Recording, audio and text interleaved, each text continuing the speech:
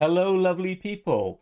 In this video, we're going to talk about speed of a website and why it's crucial, but more importantly, demonstrate with real-world situations, i.e. two websites, where I prove that you can get a fast website using certain things like WordPress, Astra, Elementor, a page builder, in order to get the results you're after. So hopping over onto the two websites I've got.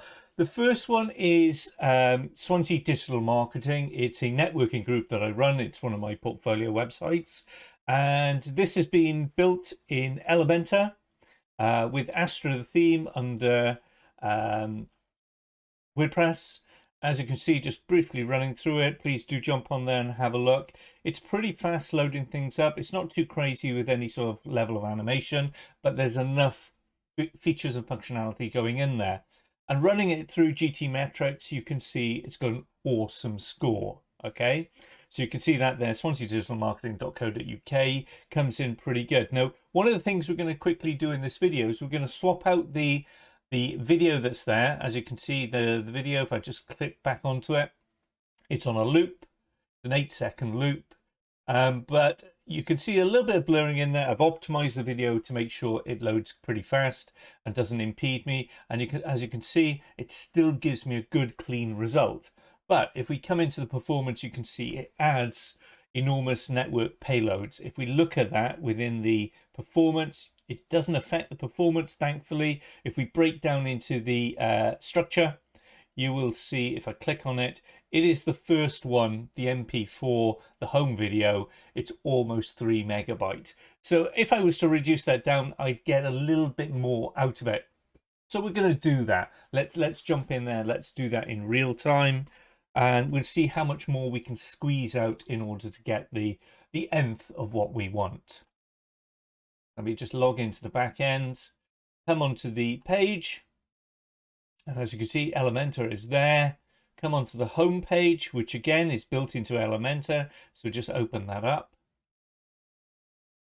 And you'll see that's in there. And we're going to replace that now with a simple image, a flat image. We'll make sure it's aesthetically as pleasing, but we'll see what a difference it makes by taking that video away. So clicking on the page, the element holder or the placeholder, coming into the middle, we've got it set here within the element there. So let's delete that away.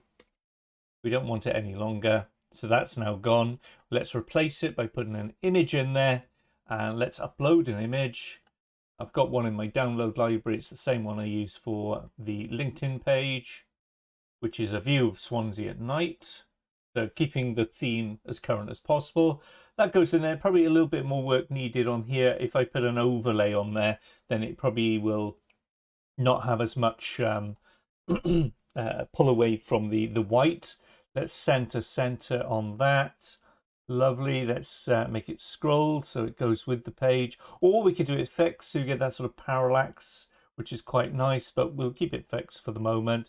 Repeat, no, repeat, and we want it to cover so it stays within the area. And then we'll put an overlay on there just to tone it down a little bit. So let's just go something. Yeah, we go the green, obviously. Put a subtle bit of green in. Oh no, that looks a bit sickly, to be honest. Let's go. Yeah, we'll keep it to black.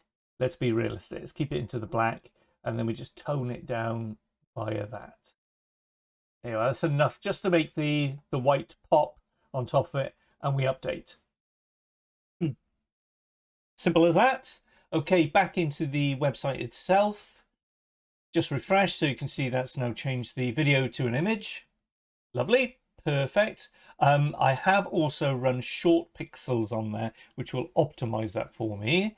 But let's see if it's optimized enough by replacing this. So let's just do a quick retest. And that will give us a score. But let's not waste time. Let me show you the second website.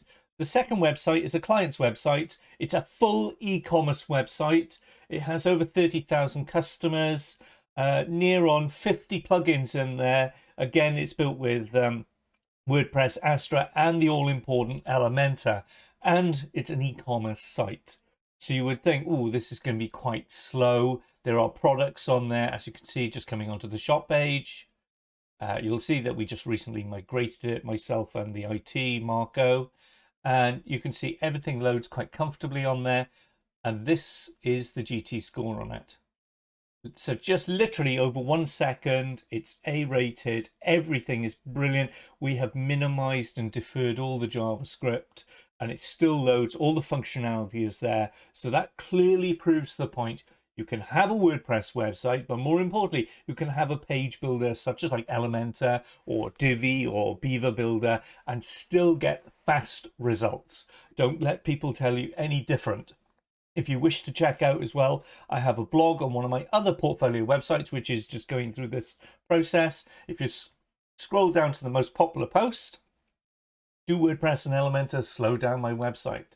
And this has been taken, this is a full day's test of loading a brand new website and testing it on every stage, from the hosting, from adding WordPress, from adding a theme, from adding a child theme, and then eventually adding Elementor, and more importantly, adding elements or widgets under Elementor to see what changed and made a difference. So you can get a good result on a website and keep it fast. It's all important to make sure that you are only using what you need and always being conscious that speed comes at the cost of functionality. You need something, you know, like this, replacing a video for an image. Let's see that all important difference now in the page speed. So now you can see it's gone up from 93 to 99, massively reduced the performance. And you can see, because now we don't have any video on there, everything's green in the structure, in the performance, and even on the structure, it's minimized the load time. If we look at the waterfall to give us the agile approach of what, there's a little bit of loading on some of the presentations and images in there, but that's some of that's external connections I can't do anything with. But I am more than happy with that result. And it clearly shows you can have a website with Elementor and on WordPress, regardless what people say. So in this particular case, I am less than half a second loading.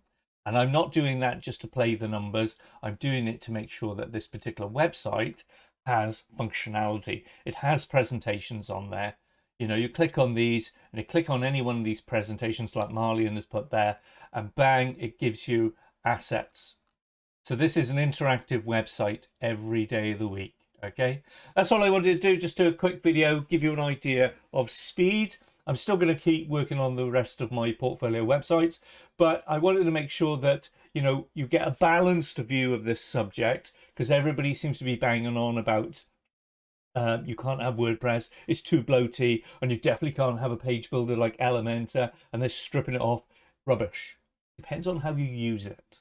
Okay, and as you can clearly see there on just two websites, one of them being a reference website and one being a transactional website, you can still get the results. Okay, hopefully you found it a bit more enlightening to see the other side of that conversation, where people are constantly saying, oh, you shouldn't have Elementor on your website, or it shouldn't be WordPress.